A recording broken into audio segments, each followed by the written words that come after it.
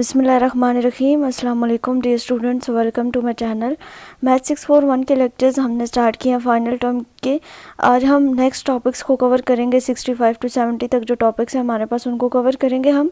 तो lecture start करने से पहले मैं आप सबसे एक छोटा सा सजेशन चाहूँगी कि मेरे पास एक फ़ाइल है मैथ 641 की, जो कि सीनियर स्टूडेंट्स ने शेयर की हुई है, और उनका कहना है कि मैथ 641 के जो पेपर है वो सारे का सारा उसी फाइल से आता है। एक मेगा फाइल है मेरे पास, तो उसमें उस फाइल में सब्जेक्टिव भी है और ऑब्जेक्टिव भी, और अकॉर्डिंग टू सीनियर स्टूडेंट्स सारे का सारा पेपर जो है वो उसी फाइल में से आता है।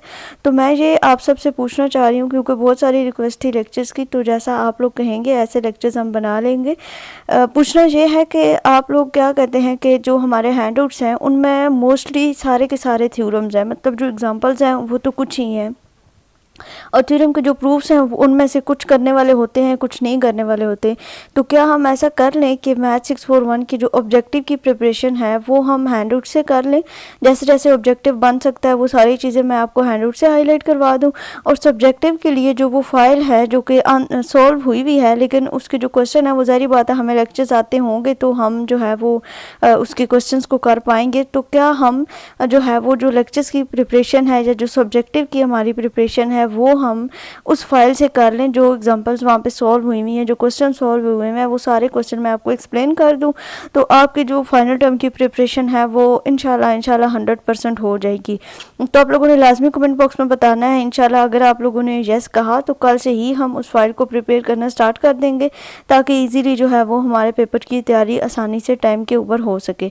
तो आज जो है वो इसीलिए मैंने जस्ट 5 लेक्चर्स को कवर किया है, वरना तो मैंने आपको कहा था कि हम 10 लेक्चर जो है वो रोज़ किया करेंगे, लेकिन आज हम 5 टॉपिक्स जो हैं वो इसके कवर करते हैं। तो चलें, ये जो 5 टॉपिक्स हैं वही बात के थ्योरम्स ही हैं सारे के सारे। कोई इस तरह की एग्जांपल नहीं है कि जिसको हम डिटेल में जाके उसको समझें कि इस तरह का क्वेश्चन पेपर में आएगा, ठीक है। तो क्वेश्चन किस तरह के पेपर में आते हैं, कैसे आते हैं, वो सारे उस फाइल में बाकायदा सॉल्व हैं। तो उस फाइल को अगर हम सॉल्व कर लें, उसको अच्छे से समझ लें, तो हमारा पेपर जो है वो अच्छा हो जाएगा। तो फिलहाल इसमें जो थ्योरम्स हैं इन 5 टॉपिक्स में उनको हम डिस्कस कर लेते हैं। सबसे पहले जो हमारे थ्योरम है टॉपिक नंबर 65 में, वो हमारे पास कंटिन्यूटी और बाउंडेडनेस का थ्योरम है, ठीक है। हमने बाउंडेडनेस के थ्योरम पिछली जो हमारा लेक्चर था उसमें भी हमने बाउंडेडनेस को पढ़ा है। तो इसमें भी जो हमारे पास चीज़ है वो थ्योरम, इसको हमने डिफाइन करना है कंटिन्यूटी और बाउंडेडनेस का। कहता है कि लेट टी, यानी कि एक मैपिंग है, टी आपके पास क्या मैपिंग है, D T to Y be a linear operator, ठीक है जी। हमारे पास क्या एक लीनियर ऑपरेटर है वेयर डी टी, यानी कि जो डोमेन है उस फंक्शन की वो बिलोंग टू एक्स, और एक्स वाई हमारे पास क्या नॉर्म स्पेसेस हैं। तो देन क्या होगा, टी हमारा कंटिन्यूस, क्योंकि हम कंटिन्यूटी को डिफाइन कर रहे हैं, तो टी हमारा कंटिन्यूस कब होगा, if and only if T is bounded, यानी कि जो हमारा टी है, जो मैपिंग इसके ऊपर करवा रहे हैं, वो कंटिन्यूस कब होगी, जब वो बाउंडेड होगी। And T is continuous at a single point it is continuous, यानी अगर टी किसी एक पॉइंट के ऊपर, जो भी हमने उसको डोमेन दी हुई है, और डोमेन के किसी एक पॉइंट के ऊपर भी अगर टी हमारा कंटिन्यूस होता है, तो उसको हम क्या कहेंगे कि वो हमारे पास कंटिन्यूस है। उसके बाद इसका प्रूफ है, थोड़ा सा इसको देख लेते हैं कि अगर टी इज़ इक्वल टू 0 इसने रखा है, तो इसका मतलब है कि ये हमारी स्टेटमेंट क्या है, ट्रिवियल है। ट्रिवियल का मतलब क्या होता है कि जो भी हमारे पास लीनियर कॉम्बिनेशन होता है, उनको जब स्केलर और वेक्टर्स होते हैं उनको मल्टीप्लाई करते हैं और इक्वल टू वो 0 आंसर आता है, तो इट्स मीन कि वो हमारे पास क्या ट्रिवियल है। अगर T is not is equal to 0, अगर टी इज इक्वल टू 0 होगा तो norm of T is equal to 0 आ जाएगा। अगर T not is equal to 0 होगा तो जो हमारा नॉर्म ऑफ टी है वो भी नॉट इज इक्वल टू 0 होगा। We assume that t to be bounded and consider any x not belong to dt, and that any epsilon is greater than 0 be given, then since t is a linear for every x belong to dt such that, तो ये linear होगा। इसके लिए क्या हम function use कर रहे हैं, x minus X not mod of या norm of x minus X not, sorry norm of x minus X not, हमारे पास कहाँ है ये फंक्शन जो भी हम पढ़ रहे थे, x minus X not is less than delta, and where delta हमारे पास किसकी इक्वल है, डेल्टा हमारे पास इक्वल है एप्सिलॉन नंबर टी नॉर्म के। अगर इस तरह से हो जाता है तो फिर हम इसके ऊपर कंडीशन अप्लाई करेंगे T x minus T x not का नॉर्म, क्योंकि ये लीनियर है तो इस वजह से हम इसको टी कॉमन लेके x माइनस एक्स नॉट की फॉर्म में लिख सकते हैं। और अगर हम बाउंडेडनेस की बात करें तो बाउंडेडनेस में क्या आ जाएगा आपके पास, less than equal to T, and मतलब सबके ऊपर अलग अलग हम नॉर्म ले लेंगे, टी के ऊपर जो जो है वो अलग नॉर्म ले लिया, एक्स माइनस एक्स नॉट के ऊपर अलग नॉर्म ले लिया, और एक्स माइनस एक्स नॉट हमारे पास क्या है, लेस देन डेल्टा है, तो इसकी जगह पे हम एक्स माइनस एक्स नॉट की जगह पे हमने डेल्टा लिख दिया है, और ये पूरा जो है वो हमारे पास किसकी इक्वल है, एप्सिलॉन की इक्वल है। Since X not belong to D T was arbitrary this show that T is continuous, तो इसका मतलब है कि टी कंटिन्यूस। फिर इसने कन्वर्सली जो है वो सपोज किया कि अगर टी हमारा कंटिन्यूस है किसी भी फंक्शन के ऊपर, तो देन वो बाउंडेड भी होगा या नहीं, तो सिंपली इसको जो है वो इसने प्रूव कर दिया। अब continuous linear operator are called linear operator by some author, लेकिन यहाँ पे जो है वो इसने कहा है कि हम इसको जो है इस टर्मिनोलॉजी को अडॉप्ट नहीं करेंगे। In fact there are the linear operator of the particular importers which are not continuous, मतलब कि बहुत सारे ऐसे ऑथर्स हैं जिन्होंने कहा है कि जो हमारे पास कंटिन्यूस लीनियर ऑपरेटर होते हैं वो सिर्फ लीनियर ऑपरेटर भी होते हैं, लेकिन कुछ ऑथर्स ने जो है वो ये चीज़ को प्रूफ नहीं किया है। तो हम इसी चीज़ को लेकर चलेंगे कि बहुत सारे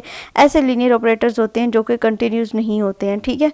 उसके बाद नेक्स्ट अगर हम आ जाएँ तो टॉपिक नंबर 66 है, उसमें हमने एक करोलरी हमारे पास है कंटिन्यूटी और नल स्पेसेस की। नल स्पेसेस को हम पहले भी डिफाइन कर चुके हैं। नल स्पेसेस में क्या होता है कि जो भी हम नॉर्म लेते हैं, अपना कोई भी फंक्शन हमारा दिया हुआ होता है तो वो इक्वल टू जीरो आता है, तो इट्स मीन कि वो हमारे पास क्या रहती है, एक नल स्पेस बन जाती है। Let T be the bounded linear operator then X N approaches to X where X N and X belong to D T, यानी कि जो हमने डोमेन ली हुई होगी, और ये इम्प्लाई क्या करता है कि जो हमारा टी एक्स एन है वो किसको अप्रोच करेगा, टी एक्स को। The null space and T is closed, और जो हमारे पास नल स्पेस होगी वो हमारे पास क्या होगी, क्लोज होगी। बस इसको आप एक दफ़ा माइंड में रख लीजिएगा। उसके बाद एग्जांपल्स हैं, टाइप्स ऑफ ऑपरेटर हैं आपके पास मॉड्यूल नंबर 67 में, जिसमें identity operator, zero operator and differential operator, ये हम पीछे भी पढ़ चुके हुए हैं। आइडेंटिटी ऑपरेटर हमारे पास क्या है कि एक फंक्शन उसी फंक्शन के ऊपर मैप करेगा और वो जो उसका नॉर्म है वो इक्वल टू 1 क्या आ जाएगा। जीरो ऑपरेटर में क्या होगा कि जो हमारा नॉर्म आएगा वो क्या आएगा, इक्वल टू जीरो क्या आएगा। और डिफरेंशियल ऑपरेटर में हमारे पास क्या होगा कि कोई भी फंक्शन दिया हुआ होगा उसको हम डिफाइन करेंगे, उसका हम डेरिवेटिव लेंगे, और जो भी डोमेन जब रेंज हमें दी हुई होगी उसको उस फंक्शन में पुट करेंगे और देखेंगे कि वो हमारे पास जो है वो किसकी इक्वल आता है। ये जो हमारे पास ऑपरेटर होता है डिफरेंशियल का, जो हमने पीछे देखा है कि ये हमारे पास जो है वो लीनियर है, बट जो है वो ये बाउंडेड नहीं है। जो आपके एमसीक्यूज के लिए इंपॉर्टेंट है कि जो डिफरेंशियल फंक्शन है वो क्या है, लीनियर है, लेकिन कि ये क्या है कि बाउंडेड नहीं है, ठीक है। उसके बाद नेक्स्ट अगेन ये मेरे से यहाँ पे कॉपी हो गया क्योंकि जो मेरे पास हैंडआउट्स में अवेलेबल नहीं थे, तो एलएमएस से ये मैंने आपके हैंडआउट्स उठाए हैं। उसके बाद बाउंडेड लीनियर एक्सटेंशन का थ्योरम है, जो भी हमने लीनियर ऑपरेटर का पढ़ा है वही जैसे हमने लीनियर फंक्शंस पढ़े थे, ठीक है, लीनियर फंक्शन पढ़े थे, इसी तरह से हमने पहले सिर्फ ऑपरेटर पढ़े हैं, फिर हमने लीनियर ऑपरेटर पढ़े हैं, और अब हम उसकी बाउंडेडनेस के ऊपर जो है वो जा रहे हैं, ठीक है। हर एक चीज़ को स्टेप बाय स्टेप उसको फॉलो कर रहे हैं। लेट टी यानी कि एक मैपिंग है हमारे पास जी to y with the bounded linear operator where dt lies in the norm space x and y is the Banach space।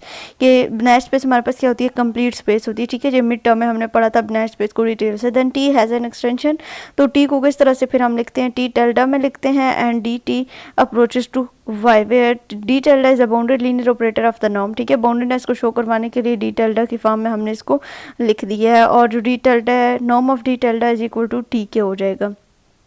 बस इसमें और नहीं है करने वाला। आगे अगर हम देखें तो हमारे पास है जी लीनियर फंक्शनल, इसकी डेफिनेशन हम देखते हैं।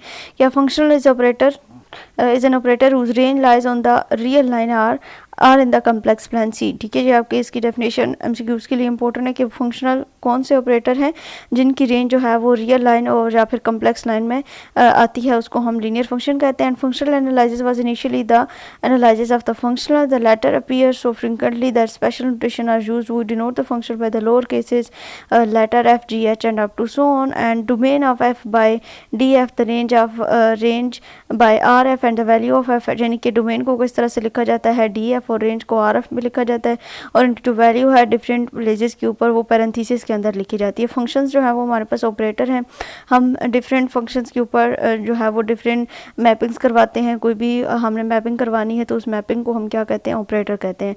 उसके बाद मजीद इसकी जो डेफिनेशन है लीनियर फंक्शन की, linear function F is a linear operator with the domain in the vector space, यानी कि इसकी जो डोमेन होती है वो वेक्टर स्पेस होती है, और रेंज जो है वो इसकी स्केलर फील्ड होती है के ऑफ एक्स की। अगर जो डोमेन है वो वेक्टर स्पेस है और रेंज जो है वो इसकी स्केलर ऑफ के ऑफ एक्स है, तो देन जो हमारे पास इसकी मैपिंग बनेगी वो क्या बनेगी, डी ऑफ एफ टू के बनेगी। अगर आपका जो के है वो रियल नंबर है, तो जो डोमेन है वो आपकी रियल नंबर की है, तो देन आपकी जो के होगा वो भी रियल आएगा। और अगर आपका कम्प्लेक्स है तो जो के है वो आपके पास कम्प्लेक्स है, तो देन जो आपका फंक्शन है वो भी क्या होगा, कम्प्लेक्स होगा। तो ये आपके यहाँ तक जो है वो, उसके बाद ये 69 तक हुए हैं। जो 70 वाला है उसमें बस एग्जांपल जी इसकी दी हुई है लीनियर फंक्शन की, ये रियल लाइन की है, कम्प्लेक्स की है, जो मैंने अभी आपको बता दिया कि हमारे पास क्या होता है कि या जो हम फंक्शन लेते हैं वो हमारे पास कम्प्लेक्स होते हैं या फिर वो रियल होते हैं, ठीक है। और रियल और कम्प्लेक्स दोनों ये इसकी डेफिनेशन हमने देख ली है। जो हमारे पास लीनियर फंक्शन है कि जिनकी जो रेंज है वो लाई करती है रियल लाइन आर और फिर कम्प्लेक्स प्लेन सी में। अगर हमारे पास जो फंक्शन है वो रियल का है तो उसकी जो डोमेन और रेंज लेंगे वो हम रियल में लेंगे। अगर वो हमारे पास कम्प्लेक्स है तो मीन्स कि हम फिर उसकी कम्प्लेक्स लेंगे। तो उम्मीद है कि आपको समझ आ गई होगी जो मैंने आपको क्वेश्चन का किया है कि आपने फाइल से हम प्रिपरेशन करते हैं सब्जेक्टिव की, और ऑब्जेक्टिव के लिए हम हैंडआउट्स को एक दफ़ा थोरोली देख लेंगे। तो अगर आप इस सजेशन पे यस करते हैं, एग्री करते हैं, तो इंशाल्लाह कल से हम अपनी प्रॉपर जो है वो preparation to the point start करेंगे। तो मिलेंगे इंशाल्लाह कल, तब तक के लिए अल्लाह हाफिज़।